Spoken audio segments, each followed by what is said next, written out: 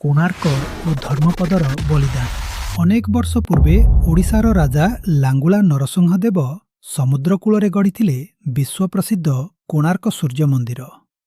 ଏହି ବିଶାଳ ରଥ ଭଳି ମନ୍ଦିରକୁ ଗଢ଼ିବା ପାଇଁ 1200 ଦକ୍ଷ କାରିଗର 12 ବର୍ଷ ଧରି ପରିଶ୍ରମ କରିଥିଲେ। ମନ୍ଦିର ପ୍ରାୟ ଶେଷ ହୋଇଥିଲା, କିନ୍ତୁ ଏହାର ଶୀର୍ଷ ପଥର ବା ଦଧିନଉତି କେହି ମାରିପାରିଲେ ନାହିଁ।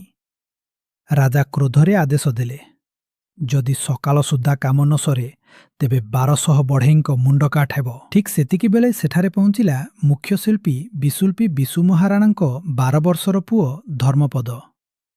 ସେ ନିଜ ବୁଦ୍ଧି ବଳରେ ମନ୍ଦିର ଚୂଳ ମାରିବାରେ ସଫଳ ହେଲା।